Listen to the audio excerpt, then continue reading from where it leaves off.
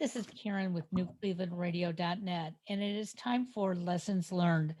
And many of you who have been tuning in have found that we are doing a couple of very special podcasts. One is on women's health issues, and in reality, it could be anyone's health issues. But we're noting that it tends to be more women than men who are getting undiagnosed when they have symptoms. Um, and sadly, that can lead to a longer recuperation or treatment for whatever is happening. The other story that we have been bringing you is about women who have either made the choice to not have children or the choice has been made for them. And oftentimes we're finding, as we hear those stories, there is a medical condition that has been lingering and again has not been addressed. Today I have Johanna Henz with us, and um, she found our little link out on Facebook, and some people say Facebook is the worst thing that ever came to social media, but in some ways I think it can be the best because we're sharing information. Um, and as I read your story, I hate to tell our listeners, but it is like everyone else's, except this is your journey, and your journey shouldn't have been so difficult. So, give us a little bit of information as to how you knew that you weren't feeling well. Well, brevity is not my strong suit, so I'm gonna try to keep it short. But if you Don't want to worry cut about me off, that. well, really, I was so tired. That was my main symptom, is being tired, and I see that more in retrospect, you know. But so in 2015, I just noticed, like, every day at 2 o'clock, I could tell by being ready to fall asleep what time it is, you know, like clockwork. And I just had no energy. I had a few years before that had started running, lost 35 pounds. I gained it all back. I didn't have the energy to run, to walk, nothing. And and I just couldn't figure out why. And so I went to my primary care people a couple times, and really what I thought it was depression, because my background's in mental health. And so I thought, I have all the symptoms. I don't know what I'm depressed about, but I'm irritable, I'm yelling at my kids, I'm tired, and all that. So I asked for antidepressants and ended up getting put on antidepressants, which made my mood great, but it didn't do anything for my exhaustion. And so I did that a couple times, and then finally, this one day I was so tired, and I thought, maybe I have mono, you know, or something. I'm just exhausted. And as it happened, I worked at a health clinic, so I asked our nurse practitioner, could you give me a mono test? And so anyway, I didn't have mono, and so she gave me like vitamin B12 and some other things to try to boost my energy, but nothing worked. And so she ran some blood work, and it came back. She said, you know, you're really anemic. And I had not really thought of that. I knew I was anemic because it showed up on my previous lab results, but it had never been brought to my attention. So I figured maybe it's no big deal. Um, so really the short version of what happened is she ended up sort of running like a test a week, you know, to try to rule out all these things that could be causing the anemia and my exhaustion. And ultimately, I was referred to hematology oncology, and a bone marrow biopsy is what discovered that the underlying cause was actually a form of leukemia. So, if you hadn't been in the field and had the resources, you probably would still be where you were. I don't know. I mean, you know, I have to assume at some point I would maybe have other symptoms, you know, but what's interesting, and I'm not a doctor, so I don't want anyone to get any ideas from this theory of mine, but when I did some research on myelodysplastic syndrome is what it's called, and it tends to affect men, it tends to affect people who are older than I am, you know, 60s or 70s.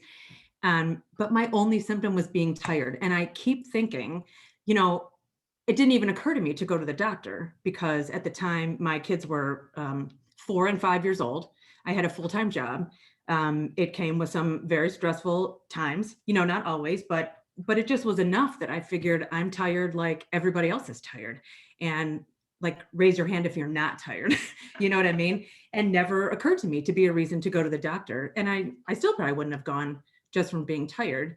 And I don't know what other symptoms would have come later because I was able to start treatment. But yeah, I think, well, and so my doctor did determine, looking back at lab results, probably I was sick starting about 2 years before that.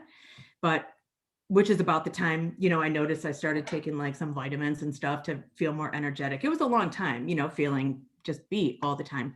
And yeah, so it wouldn't surprise me, I guess, to find out if there are more people who are more my demographic or age who just don't feel like being tired is enough. Well, and it's interesting that you talk about being tired as the symptom. Mhm. Obviously, there were other symptoms, but when you're that exhausted and you're trying to live a normal life, that's probably the only thing that you're really noticing. Um, Right. you know, I've been complaining to my doctor for quite a while that I'm also very, very tired all the time.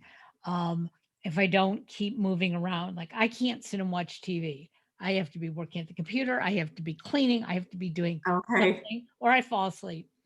And Oh, wow. yeah, and I've been told, you know, you don't sleep well to begin with. So you know what? It's what you're eating or what you're not eating. It's your vitamins or Right. and it's always being bounced back and forth. Um, and I've had thyroid disease in the past, and so a lot of times they associate it with that. But the interesting part is that when so many of us are running in circles the way we do, Hmm. um, that the medical community isn't a little bit more proactive because I too am now finding out that my being tired is due to something else. And Okay. they're still trying to identify it, and so they've told me, let's not panic, Right. and I'm not. And because I've been feeling this way for over 10 years, I don't think it's anything that serious. But Right. just like you, I had lost a lot of weight. I was still tired, but feeling great about my body, and then almost overnight, put all that weight back on. Yeah. And so these discussions are important because you and I are not the only two women out there Right. going through this. So, when Right. you finally got diagnosed with leukemia, what was your reaction? Um, well, I had I was terrified. I was very, very scared. And actually, the way I found out is sort of, I mean, it's, well, so my sister and I ran a running club down at the school where my niece went to school, and we were coaching this team. And I got a phone call at 5:15 on Friday as we were walking out of the school because practice had just ended, and it was my doctor. And so I took the call, and really I had been like keeping a list of all the things that Megan had ruled out that were not wrong with me. And I had about 4 things left. And one of them was this myelodysplastic syndrome. And he said, I wanted to tell you, this is what we think it is. It looks aggressive. I'm going to set you up with an appointment at University Hospital for a second opinion. First thing, maybe it was Tuesday of the next week. Um, and that was it. And he, I mean, he was nice about it, but it just sounded sort of alarming. Right. And I was in a place where I couldn't really do anything. And and my sister and I were actually on our way to have happy hour with the other coach. So as we were leaving, I just told my sister that was the doctor. It sounds like leukemia, as we were walking out, and then we get to the restaurant, and when our third coach went to the bathroom, then I could tell her more. You know what I mean? It was really, but because he said it looked aggressive, and because he said you need another appointment in a couple days, I panicked. And I just thought, and I don't know that my reaction is so unusual, but I have a very like clear memory of taking one of my kids to a birthday party for one of their friends that weekend. And and they were all just running around, and so my son was across the room and just waved, and it was just so cute. And I was with some parents I didn't know. We were new to the area, and I was just like standing against the wall crying, thinking, what if I'm not here next year, to see this? And because I just had the weekend and a computer, it was like the worst combination you could ever have. And so, and I told my husband and my, mother and family and everybody, but we're trying to figure out, okay, what am I looking for when I go in? What are the signs of if it's really bad, if it's not bad? And so I don't even remember right now what the categories are, but I know I was looking for, a percentage of something. And when I went to my appointment, I remember thinking, what if it's 21%? And whatever the number was would be horrible. And I was just so nervous in the waiting room. I mean, so nervous, thinking the next 5 minutes are going to make or break everything. And it turned out my percentage was like under 5%. It was a very, mild as these things go. I was in time for treatment. And so that was the diagnosis. And then, it's, I don't know, it's hard to really describe it, when you feel like it just changes the way you look at everything. And I went to bed that night thinking this morning I didn't have cancer, and today I do. And that's it, from now on. So how old were your kids at the time? They were preschool and kindergarten, so 4 and 5. So even a more difficult time in your life because they're still very young. You're Right. already planning ahead. You're watching them go to high school, go to prom, get married, and all those things. And Right. you're wondering, hey, am I going to get to see that? Uh, Yes. and it is scary, and you should have been afraid. And I'm glad you were, because that probably helped you move Hmm. forward and get in the treatment and do everything that you had to do. Yes. So when your doctor finally told you, that this is what you had, did you go back and say, why wasn't it found sooner? Or did you not even go in that direction? I didn't right away. So what happened, I mean, this is also sort of interesting too, and I have a lot of what I would consider some sort of divine intervention in this whole story. But so the doctor I was seeing was part of a health care system that's not around anymore. And they were in the middle of dissolving. And so I saw this doctor and said, well, I'm going to need treatment. And it turns out we had a doctor who had treated my grandmother, who's a leukemia guy, I say, a doctor. And so I really wanted to see him. And but it was outside of our insurance and, everything. And when I went to work the next Monday, no lie, we got the renewal for our health insurance. And I was the director at the clinic at the time. So I was the one who made the decision for health insurance. And I thought, oh my God. And there was only 2 of us on the plan anyway. So it was okay. But we were able to switch to, I don't know if I'm allowed to name health places on here, but so we were able to switch to this doctor I wanted to see. And so I did get a second opinion at, UH. I got another opinion at the Cleveland Clinic, which is the doctor that I was planning to go see anyway. And so the doctor at the clinic said, you know what, this doesn't look terrible. And I think that until your insurance switches over, we can sort of keep an eye on you. They use the same electronic record as we did at our clinic. So I could get labs at work and sort of be kept an eye on, which was fabulous. And so then I was able just to pick up treatment then, and, when the insurance kicked in. But he did say, when I look at this, I can look back and see that your blood work from, 2014, 2013, they were all low red blood cells and low hemoglobin is the main indicator here of what I was dealing with. So anemia shows up as, low, both of those. And I went back and I remember actually I tried to give blood one time and they wouldn't let me give blood because I was anemic. And I thought, okay. And I thought it was low iron and I could just like take an iron pill, but I just never really thought anything of it. And so he said, I think really looking at this, you have probably been, it's been brewing, for at least 2 years. And looking back, then I could say, well, I've been tight. It just fit the whole time, but it didn't occur to me until then. And it's interesting now that both Cleveland Clinic and University Hospital post test results online that patients can get to. Mhm.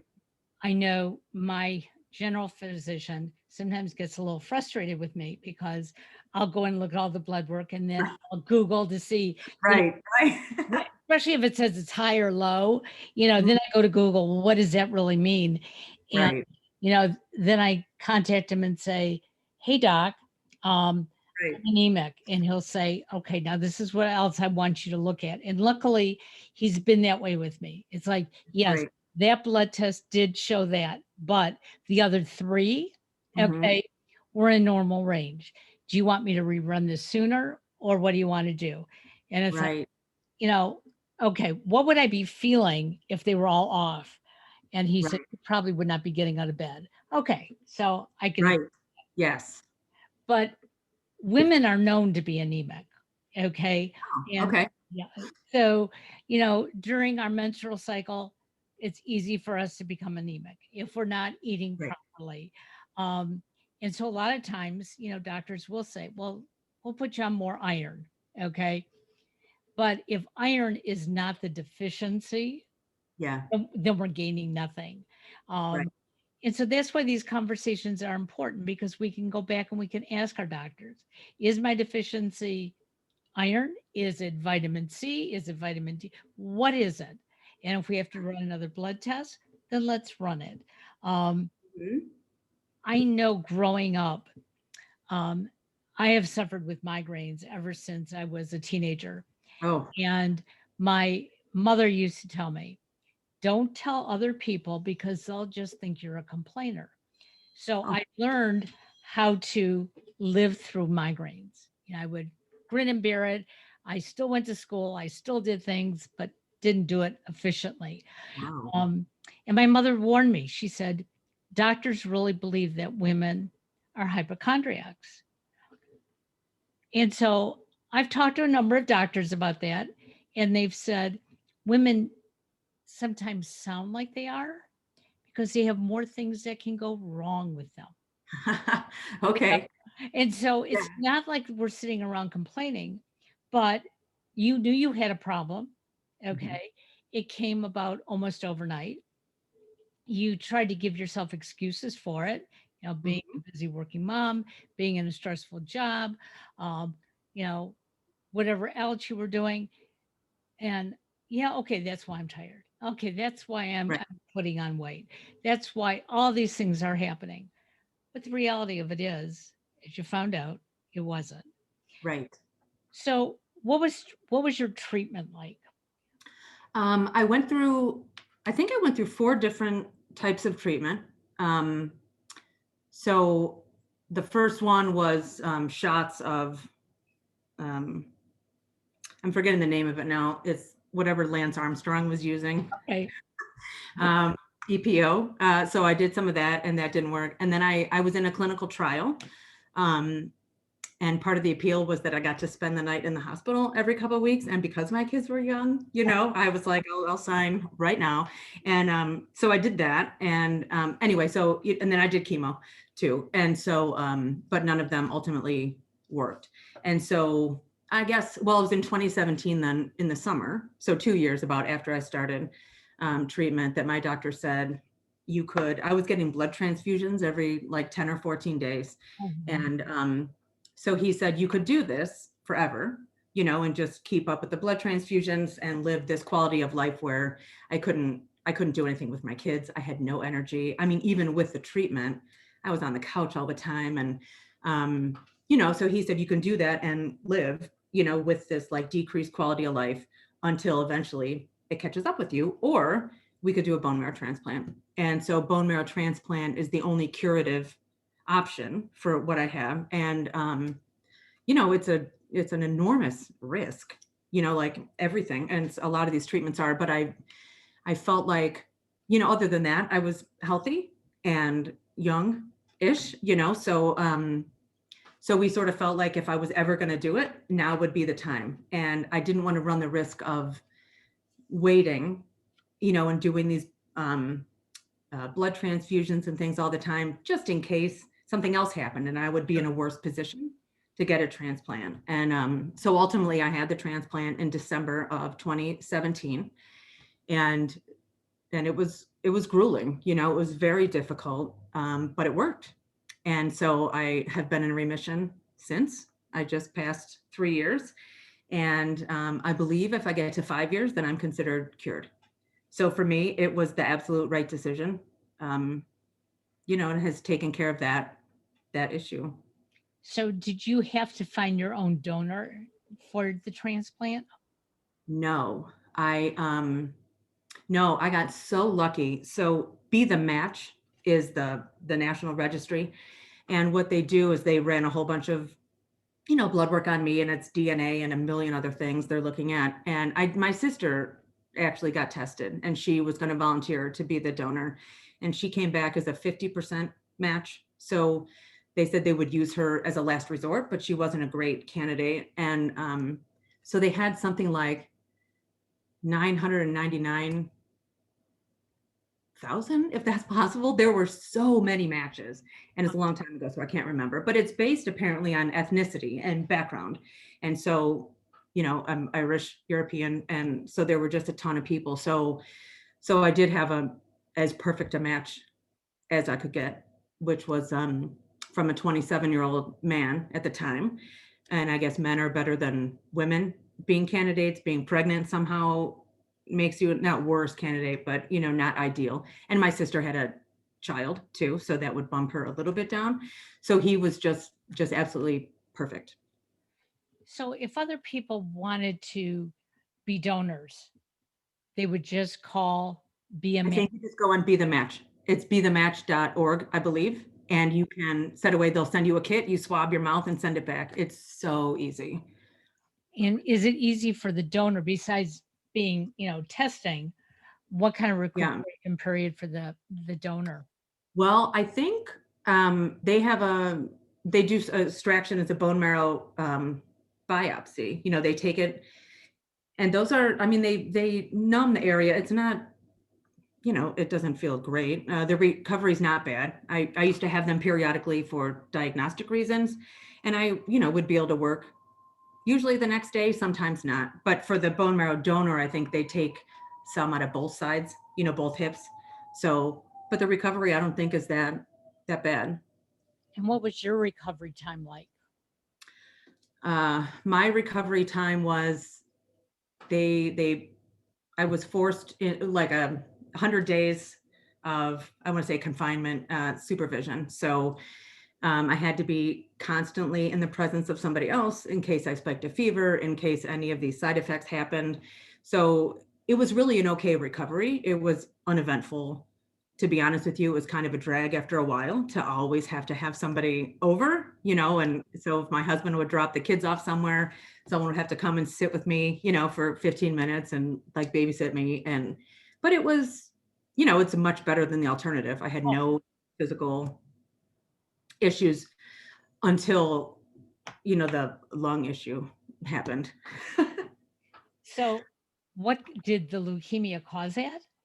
Well, it was not the leukemia, but I think I'm right about this, because there was a lot of just real uncertainty about what happened. But apparently what happened was, it's a very, very rare complication of bone marrow transplant where somebody will develop pneumonia.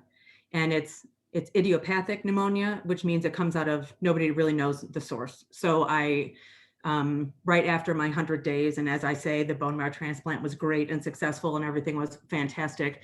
And then I ended up starting, I had a cough, and I worry about things now because I was diagnosed before, right? So I'm a little bit of a hypochondriac, but I thought, I've had bronchitis. This is not too big of a deal. But I went in and saw the oncologist, and they thought maybe it's allergies. So I had a week of Zyrtec, and I went back and thought it's not getting any better. And they said, well, maybe it's something else. So I went for a few weeks, and I was getting a little bit worse, but nothing too alarming. And then they did find out when I went back for one time that it was pneumonia. And they said, well, no wonder you feel so bad. This is what it is. And so I was prescribed something. And then 2 days later, I was just like coughing like crazy. And my husband said, I'm going to call your mom and have her drive you down and see if you can be admitted. And I was like, I didn't think it was that bad. You know what I mean? Again, with the women, like, I said, well, it'll be whatever. So, but I ended up going down. I was admitted, and and that night was taken down to intensive care for some procedures. And the short version of this story is I spent the next 7 weeks in the hospital. It was all in intensive care. 2 weeks was on an ECMO unit where I was on life support. And while they decided if I would be a good candidate for a lung transplant. So part of the complication was I just had a transplant, and I was very, very sick. I didn't have any idea how sick I was because I was pretty out of it, but I wouldn't have survived it without a transplant. And so there was just a lot of conversation, I think, about whether I would be a good use of lungs, for lack of a better term. And so ultimately I was put on the waiting list. I was put on a Thursday night, I think, and I received a call about my lungs the following Tuesday, which was amazing and Is amazing. unheard of. Absolutely. Yeah. Yes. So I received the lungs of a 23-year-old woman who had a history of intravenous drug use. So I don't know how she died, and I don't know that that had anything to do with it. But when the doctor called me, it was at 3 a.m, so I was pretty out of it anyway. But she said, these lungs are high risk. And so, you have the option to take them, but they come with a risk of hepatitis C, I think, HIV, all these things. And so she said, do you want them? And I said, well, I don't. Are you nervous about me taking them? And she said, no, I'm not nervous. And I said, well, then I'm not nervous either. And so then as part of my follow-up, I get tested periodically for all the hepatitis, HIV, all that. And it's been totally clean. So they end up being fantastic lungs for me. Yeah, But that's wonderful. That's mhm, wonderful. But what I'm hearing is you were the exception to the rule a couple of times, because typically when people need a transplant, um, you're on that list for quite a while. yes, I have a friend whose husband needed a kidney transplant, and she posted, and we all went and got tested, yeah, and none of us were matching. Um, and their son matched, but they didn't want to take it from their young son. They said, no, you've got a long life to live, you know. right. And finally, towards the end of 1 year, the father finally said to his son, "Are you still willing?" And he said, "Oh my God, can we do it tomorrow?" Um, Oh, yeah, but again, trying to find the exact match, that was going to be right for him. Um, and a lot of us think that, we can't help out.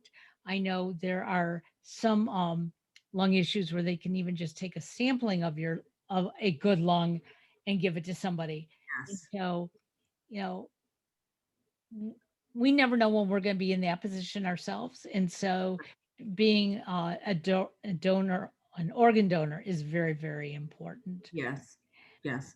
So now hopefully all this is behind you, but you got to Right. keep checking it. Yes. Is any of this considered hereditary? That I don't know, but I don't think so. Okay. I did check about the leukemia issue because someone in my family had lymphoma, um, and so there was no connection there, they said. But no, and then the pneumonia came, out of nowhere. That had something to do with the bone marrow transplant. So I mean, I feel good about that it's not something I'm passing on, a long-standing lung, anything like that. And really, I had no lung problems before then either. So I went into the lung transplant a little bit like the bone marrow transplant, in that I was healthy. Most lung transplant patients, I think, have like cystic fibrosis and just years of being on oxygen. And I didn't have any of that, which made my recovery also, I don't know if it did or not, but my recovery was pretty good. I was extubated, I think, the next day, which is also super fast. And I went home a week later, which is fortunate. But yeah, so I hope it's not hereditary. I'm looking at all this like I just took all the hits for my kids, so they don't have to worry about it. Hey, what's a mother for, Right, right. So you're basically just coming to that real healing point, and COVID hits. Yes. How have you handled this past year? Because obviously you need to be a little bit more careful than others. Right. To tell you the truth, it was really not a hard adjustment because I had to be like everyone else is now from the end of my transplant. So when I came home, I had to wear a mask all the time for the first year. I couldn't go to a store if anybody, if it was like crowded times. I wore gloves for stuff. So I really didn't find this too hard at all. And my kids are home for school. So that has been a challenge, just sort of adapting to all that sort of thing. But health wise, it's really been okay. And it's been, I mean, in some ways, well, I didn't really go anywhere. So, I'm starting to go out now a little bit, but it's a little bit easier for me to go out now knowing that everybody is obsessed with cleanliness and germs. Right. And in the past, when I would go, I mean, I had wipes to wipe off the shopping carts at the store. And, I brought everything with me in this huge bag of like anything you could possibly need to be clean. And so now it's just at the stores, which is nice It too. is. So I'm a little less, no less careful, but it's nicer that it's more prevalent, I guess. Now, are you considered high risk enough for you to get your vaccines early? You know what? I don't know that I don't think so. I did get the vaccine through work. So Okay. I was able to get it, which is fantastic. I'm part of a Facebook group for some lung transplant, other, patients who have been through it. And I don't have the idea that there's a separate time for transplant patients to get it. So I know that I have a vaccine and a lot of people in that group don't have it yet. Because I know certain states have made recommendations depending on your health situation, uh, Okay. and your lifestyle. So, for instance, my husband is diabetic and he's in IT. Um, Now we're both over 65, so we got our vaccines. But Oh, in Ohio, we don't have, there's nothing that does that. But in right. New York and California, there is. Uh, Oh, well, that's great. and I think it's important because if somebody already has a compromised, system, and they they need to get out, um, they need to be protected, and sometimes more protected than others. So, but Right. glad you've had yours, and that's Hmm. the thing. Any reaction from your vaccines? None. Which I then found out is because it's not super effective because my immune system is compromised. So everyone else had all these terrible side effects. And I really, was like, I don't know what you guys are talking about. This is no problem. And then I found out it's because the side effects come from your immune system, Right. sort of rising up to fight it off. And so mine did not do that. But it helps to some extent. Right. It may not be 95% effective like everybody else, but it does give me an added layer of protection. And, I'm careful not to be hanging out with people who have not had a vaccine also. So I'm not going back out as quickly as other people are, but I have gone out. I went grocery shopping for the first time in a year a couple weeks ago, and it was very exciting, but so I'm starting to do a little bit of that since there is more immunity out there. Right. Absolutely. Hmm. How did your family react to all this? Because at first, you're complaining that you're tired. All of a sudden you have a diagnosis and there's treatment, and the diagnosis is probably not what you were looking for. You probably were looking for something more like, hey, we're going to give you double vitamin B12 and you're going to be fine. Right, right. I I don't really know that I know how to answer all of that. I think my mom, probably my parents were far more worried than they let on. Um, but they, were worried. My husband was and still is worried and very protective is not the word, but very cognizant of what is happening and what I'm doing and making sure I have a mask and making sure I remember, I forget sometimes to take this or that. And he's very aware of that, which is awesome and helpful. When he brings in groceries, he wipes down every single box of everything that comes in the house. I mean, there's a lot of work involved in being safe, and he does an outstanding job of that. But the bone marrow transplant, I think, we were all nervous. I think my dad and my sister had an issue initially with me even choosing to do it because there's, a substantial percentage of risk in even not coming home from the transplant, so that's a big deal. But ultimately we felt like this was the best decision, to do, and everybody was supportive and totally on board then. The lung transplant was just totally different, I think, and I'm not really aware of how everyone responded because I was so sort of not aware of it. But the more I hear, and I still am hearing new things 3 years later, but I don't know that I would trade places with anybody who was outside watching, because I think it was just horrific. And my husband told me just recently that he and the kids went, they did a lot of stuff at the gathering place, which has been immensely helpful this whole entire time. I have to plug them, but they, went and made a thumbprint which with my thumbprint and all of theirs. And I had no idea they did that, and I mean, it was just there was a while where there was just no question that I wasn't going to survive. And I don't know how anybody could deal with that, especially a parent or a husband. I don't know. Well, and I'm glad you mentioned the gathering place, because not every community has a place like that around. And a lot of people believe the gathering place is only for bereavement, and it is definitely not. It's a place to go where you can actually share and talk, and you don't feel alone. Uh, Right. and it's not so much about um, crying, about, Right. oh, woe is me. My wife is so ill, and I may end up being a Right. single parent. It's about learning how to adjust and to know that you can talk, because sometimes our friends and family, Yes. they're suffering too, Yeah. and they just don't want to talk about it anymore. Um, and it's interesting because about 20 years ago, I started getting this pain in my lower right side. And in the beginning, my husband would say, "Oh, it's appendicitis," and I'd say, "Well, how can you have appendicitis and then have it go away?" Okay. Right. And, and mine was doing this. And I kept asking the doctor, and the doctor couldn't figure it out because I never had an attack in the doctor's office. And so they ran tests upon tests, nothing showed. And my mother, while she was alive, was so worried because she came up with every disease that I possibly could have, Right. you know, and of course I didn't. And then what I found out is that I have a pelvic floor prolapse, and the pelvic floor is falling.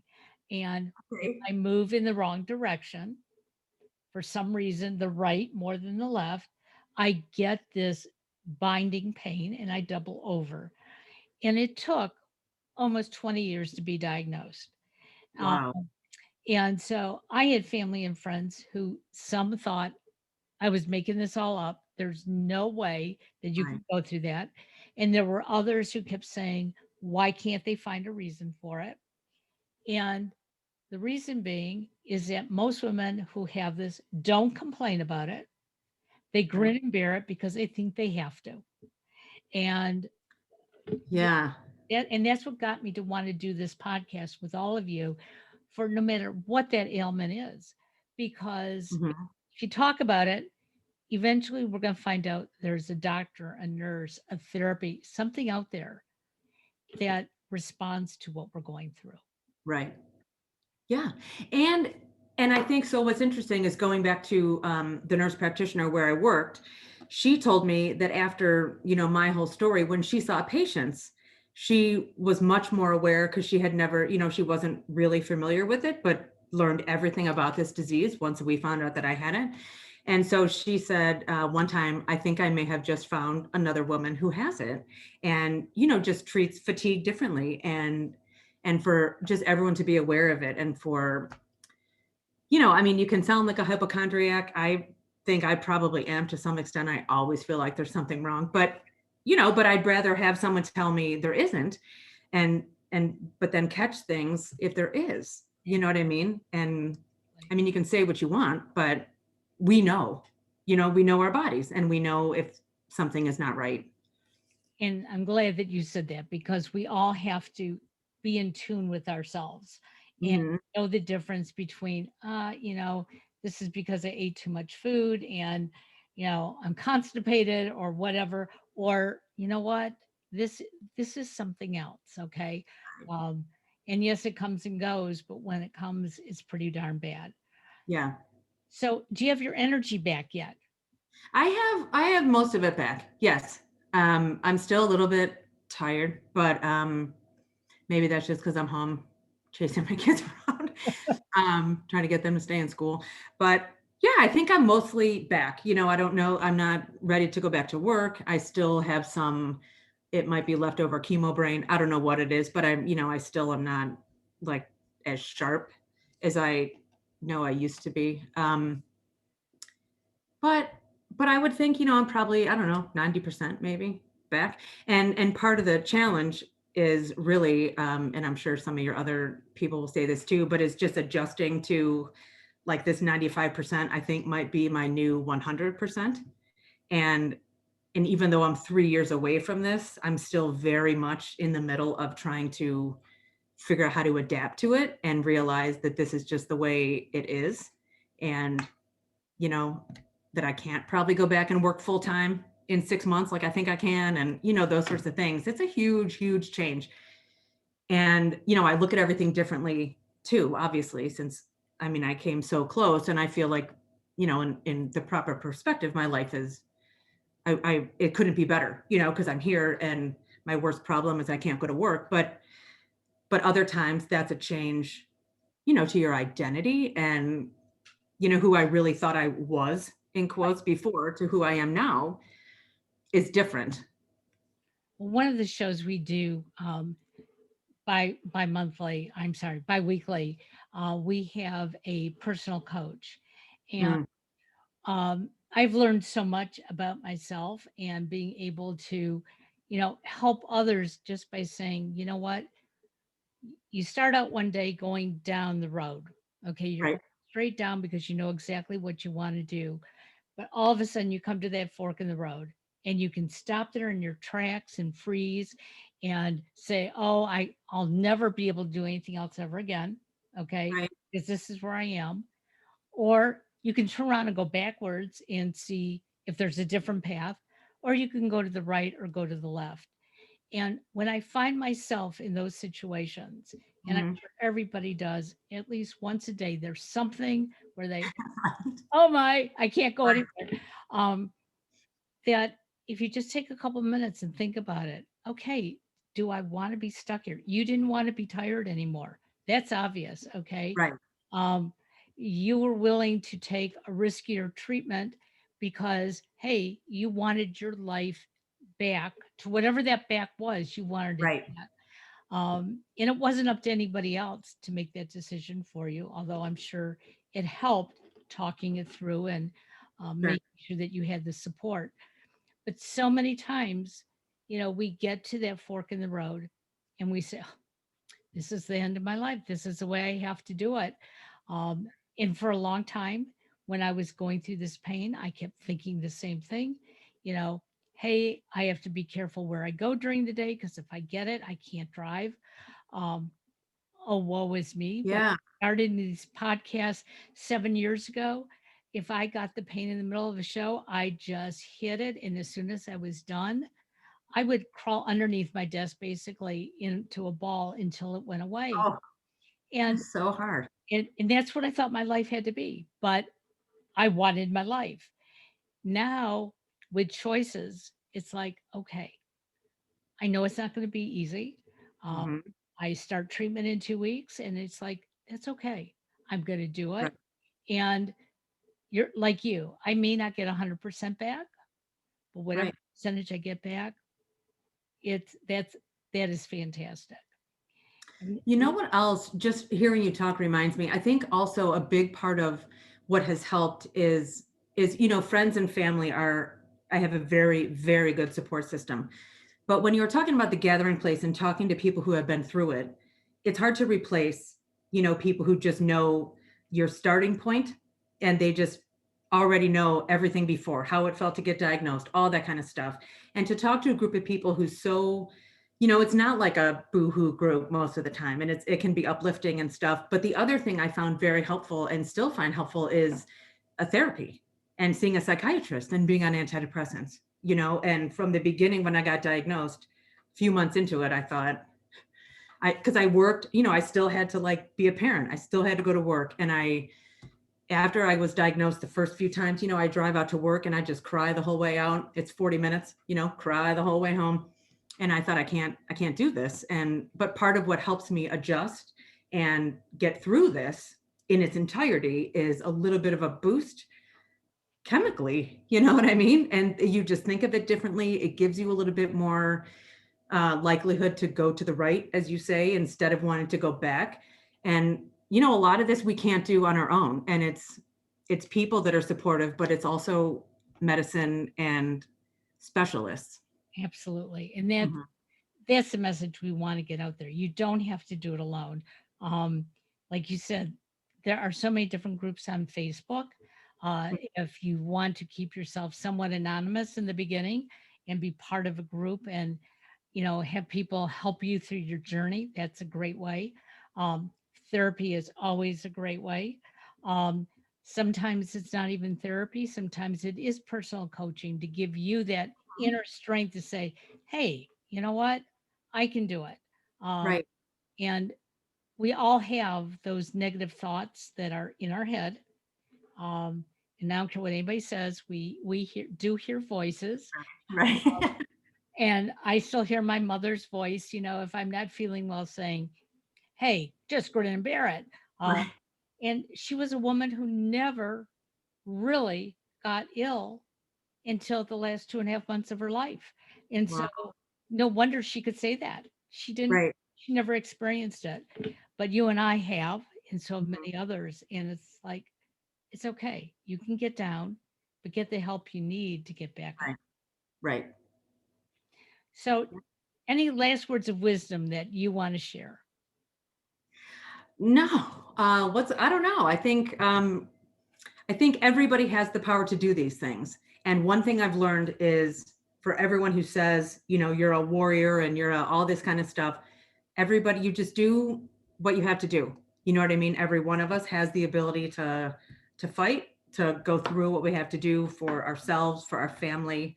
And every one of us has the ability to help. So my last words of wisdom would be to register at through Life Bank or on the driver's license, to consider being an organ donor and a bone marrow donor, because so many people just linger on the list. Well, I want to thank you very much. Keep in touch with Thank us. We you. want to know, when you hit that 5-year milestone. Uh, Okay, I will. I'll tell you, I have a number of friends who this past year have gone through chemo, and we mark every month as a huge milestone because You it's, should. um, That's great. you need to. We need to just Yeah. keep living life. Have a great day, and Thank thank you you. so much Thank you for so joining. much. Thanks. I Bye. appreciate it. Take care.